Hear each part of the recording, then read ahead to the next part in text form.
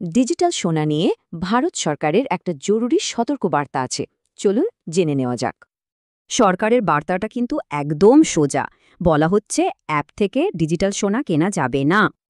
আর এটা কোনো সাধারণ পরামর্শ নয়। সেবি অর্থাৎ ভারতের আর্থিক নিয়ন্ত্রক সংস্থা এই বার্তা দিয়েছে। অ্যাপে সোনা কেনা তো এক ক্লিকেই হয়ে যায়, তাহলে সমস্যাটা ঠিক কোথায়? আসলে এই অ্যাপ ভিত্তিক স্কিমগুলোকে সোজাসুজি ভাওতাবাজি বা নোটঙ্কি বলা হচ্ছে। পার্থক্যটা রেগুলেশনের। অ্যাপের সোনা অনিয়ন্ত্রিত, কিন্তু মিউচুয়াল ফান্ডের সোনা সেবি দ্বারা নিয়ন্ত্রিত। কিন্তু সেবির কথা এত গুরুত্ব দিয়ে শোনার কারণটা কি? সংস্থাটা আসলে কি? সেবি হল ভারতের শেয়ার বাজার থেকে শুরু করে সব বিনিয়োগের নিয়ন্ত্রক সংস্থা। এর মূল কাজই হল বিনিয়োগকারীদের টাকা সুরক্ষিত রাখা। আর সেবি কিন্তু খুব কড়া নিয়ন্ত্রক।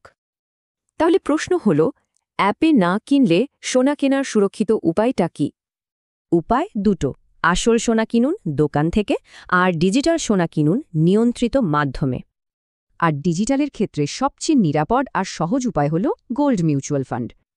হ্যাঁ, সেই বহুল প্রচলিত মিউচুয়াল ফান্ড সহি হ্যাঁ ক্যাম্পেইনের কথাই বলা হচ্ছে। এই বিশ্বস্ত মিউচুয়াল ফান্ডের মাধ্যমেই কিন্তু সোনাতেও বিনিয়োগ করা যায়। কারণটা স্পষ্ট, এটা সেবি অনুমোদিত, নিয়ন্ত্রিত, আর এতে সরকারি সুরক্ষাও থাকে। সুতরাং মূল কথা একটাই, বিনিয়োগের জন্য সবসময় নিয়ন্ত্রিত পথই বেছে নেওয়া উচিত। শেষ প্রশ্ন এটাই, পরের বার সোনা কেনার সময় কোন পথটা বেছে নেওয়া হবে?